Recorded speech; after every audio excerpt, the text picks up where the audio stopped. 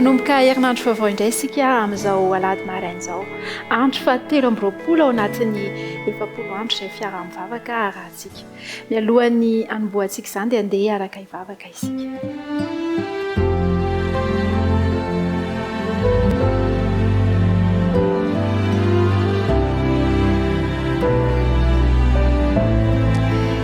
Ilaina tsara indrindra izany an-danitro.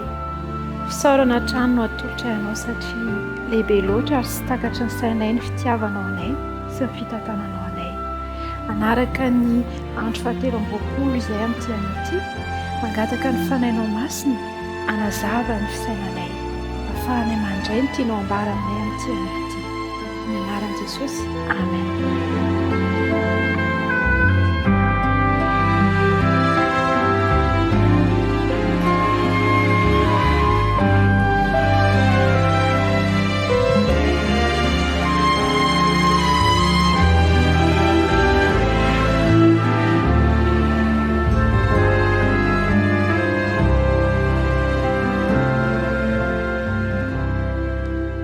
Hevitra izay diniantsika indray zany amin'ity fotoana ity dia mahakasika ny fiainana ara-panahy. Fiainana ara-panahy. Izao no voalazan'ny Romanina 9:20. Romanina 9:20. Fa izay tahariany ny fanan'Andriamanitra no zanak'Andriamanitra. Fa izay tahariany ny fanan'Andriamanitra no zanak'Andriamanitra. Ny tena fototry ny olana eo anivon'ny fiainana kristianina dia ny fifangaroan'ny ara-pivavahana na amin'ny teny vahiny hoe religionisme sy ny ara-panahy na ny amin'ny teny vahiny hoe spiritualité. Ny fampiasana ny teny ara-panahy matetika dia toa tsy mifanaraka amin'ny zava-miseho izay miteraka fanakianana tsy mitondra eo amin'ny fanomezam-boninahitra an'ilay ray-pahary. Mihevitra ireo kristianina maro fa rehefa mahatanteraka ny andraikitra taky ny fiangonana aminy dia tena ara-panahy tokoa. Misy aza mihevitra fa rehefa tena diso sarotiny loatra amin'ny fanatanterana ny fotom-pinoana dia tena ara-panahy tokoa. Toe-javatra sarotra ary manahirana izay miteraka ady hevitra tsy misy fiafarana izany. Miteraka fifandirana ihany koa raha toa tsy mahafeny fihetseham-po manoloana izany ka anala ny toe-tsaina mahay mandanjalanja. Nitranga teo amin'ireo fariseo sy Jesosy Kristy izany toe-javatra izany ary mbola olana hatrehana amin'izao vaninandro iainantsika izao. Idirantsika lanindalina kokoa ary ny mahakasika ny ara-panahy. Hoy ny fanambaran'ny soratra masina, izay ateraky ny nofo dia nofo ary izay ateraky ny fanahy dia fanahy. Izay no ambaran'ny Jaona 3:9. Ny fandraisana ara-baky teny fotsiny an'io teny io dia mitarika fiheverana fa mizara roa ny olombelona, dia ny nofo, vatana sy fanahy.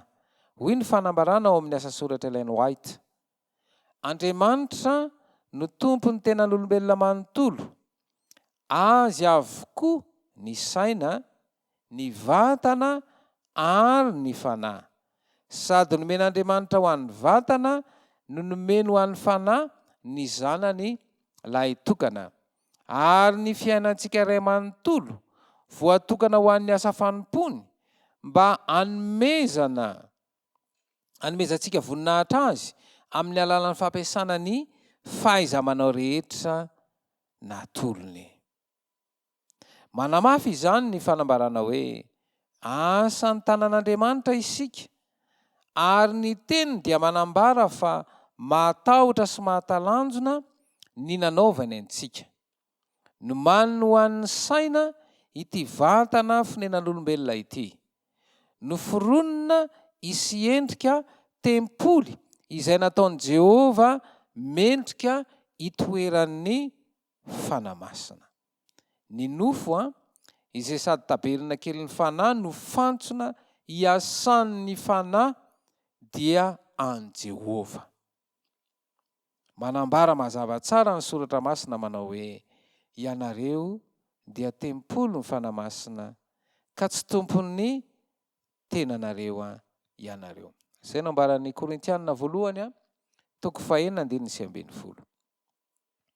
Ianareo dia tempolon'ny fanamasina ka tsy tompon'ny tenanareo ianareo. Noho izany mila kolokoloina io tempolon'ny fanamasina io. Dia hisaintsaina lalina ianao ny amin'izay teny no renesina teo izay, ary angataka ny fahazavantsaina omeny ny fanamasina ahafahanao mandinika ny tenanao, ary amalinao ny fanontaniana izay apetraka ao aorianan'ny ty feokira izay ho alefa ety.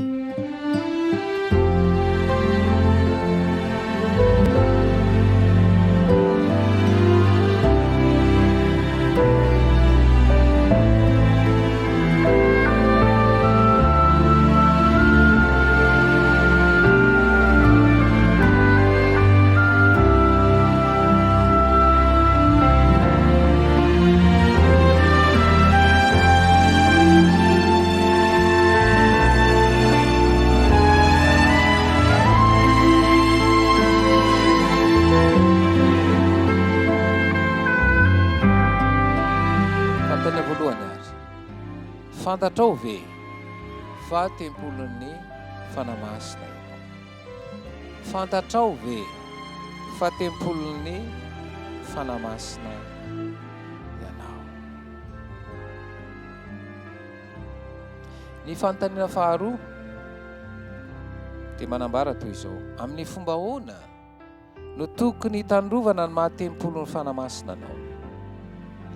Amin'ny fomba ahoana no tokony hitandrovana ny mahatempolon'ny fanamasina anao?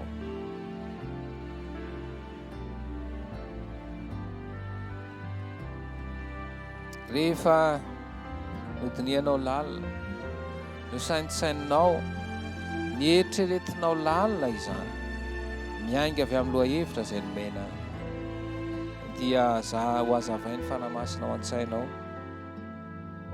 ary andresy lahatra anao fa tempolon'ny fanamasina ianao. Ary izany tempolon'ny fanamasina izany dia mila tandrovana, ary ny fahazavantsaina amin'ny fanamasina ihany no hanampy anao ny amin'izany, ka ahafahanao mamaly ny fanontaniana manaraka: inona ary, inona ny tokony atao? Io tokony atao io izany dia ny fanapa-kevitra raisinao ny amin'ny fahazavantsaina izay nomeny fanahy mahakasika ny fiainana ara-panahy, ny ainana anio fiainana ara-panahy.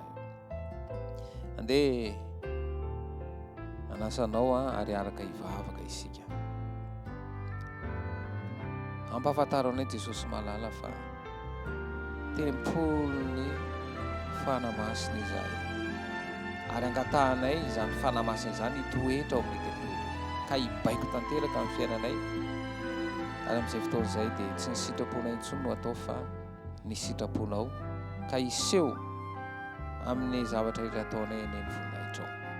Tononona sy angatahana amin'ny anaranao Jesosy Kristy ny vavaka.